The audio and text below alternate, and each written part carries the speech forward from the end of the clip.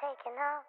You had me at a low and I don't understand why you're taking off. You had me at a low and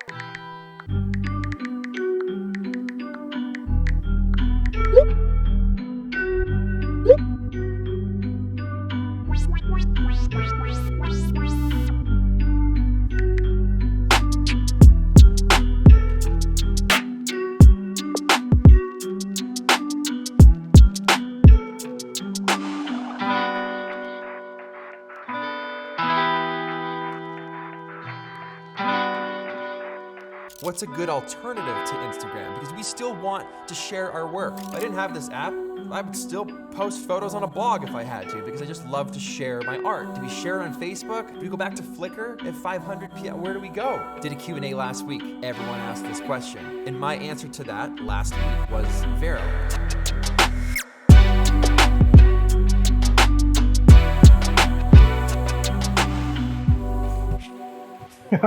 All right, let's talk about the new buzz going on, and that's Vero. Vero is kind of a social media platform app that everybody's been kind of hyping up. Photographers kind of lately been pushing, and I'm just kind of strolling through, YouTube, and I'm like, Vero, Vero, Vero, Vero. I hate it. I like it. Whatever. It's been this new buzz that's going on for photographers, for social media, and everybody's kind of ready to dump Instagram. Now, Vero is an amazing app. I like it, and I was on it last week, and I was studying, and I was trying to see what other photographers are doing, what's the new thing about it, and what's the new craze. Now, Vero's been out for a while from what I hear. This is my first time really hearing it since the new buzz been hitting about it, and everybody's talking about dumping Instagram. But that's another story. I played with it for a minute, and I kind of enjoy it. It's dark, so all your images come out a little punchy. So today I'm gonna kind of edit the image and post on Vero. And besides, the one thing that really got me excited about the app is that it actually has an app for a computer, which I don't know of any other social media app that has that. So I like it. So let's go to the computer. The app I'm using right now is called Luminar Neo. Now, it's a software. I like the software. I've used this software for a while now. I bought it before it even came out. In the beginning, I actually didn't like it as much because it was a little buggy and it didn't do exactly what it claimed the hype was for it to do. But it did. It got there with a couple of software updates, and it's amazing. So for me, Luminar Neo is kind of like that icing on the cake, on the cupcake that you have for me for my final images. So after I pull them out of Lightroom or Photoshop, I throw them in Luminar Neo just to kind of add a little bit of sprinkleness to it.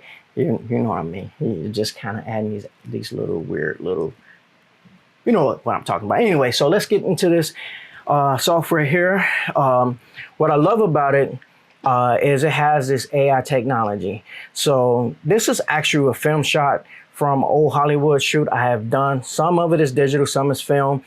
This one is film, but if you want to know how to convert your negatives into digital, I would say look on YouTube, do a search for it. But one person I found out that was really good was Matt Day. So you can go follow him, and he taught me a lot. But anyway, so let's get back into it. I'm just letting you know what I've done and how I got a film shot over here onto digital on my computer. Anyway. So let's go and use this one because I love this shot. Y'all, this shot was like one of my favorite shots out of the old Hollywood shoot. It has that real glam to it. So I love it. So let's play with that, and we're going to put this up on Vero. So first thing I like to do is I like to add more smart contrast.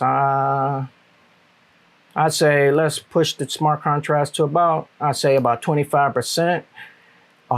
Let's take my highlights down to, because our face is a little bright. Let's take it to about 25% too. Let's 25%.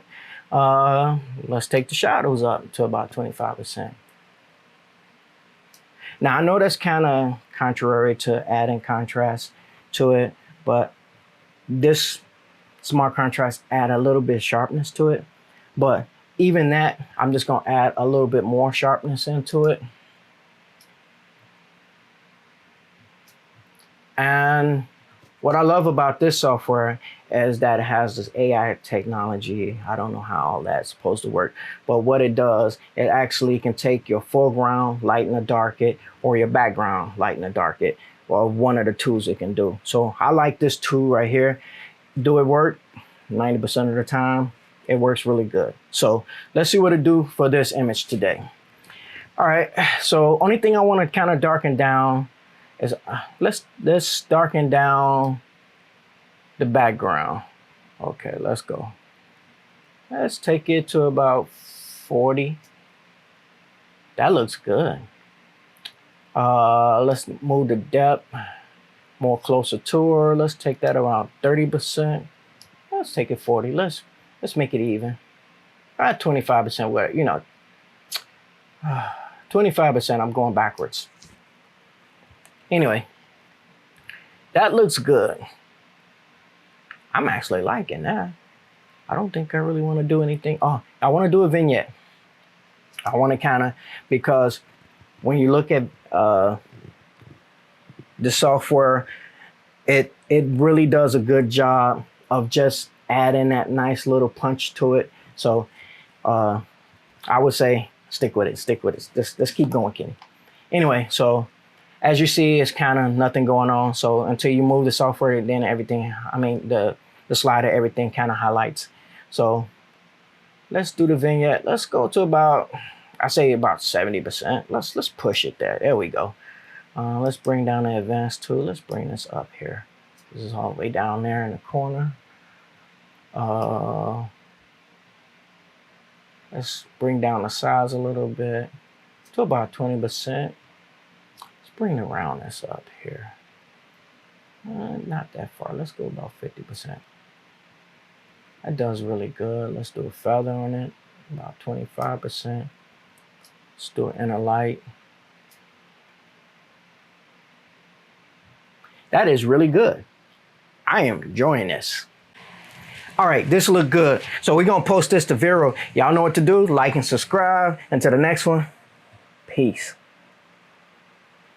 Talk to y'all later.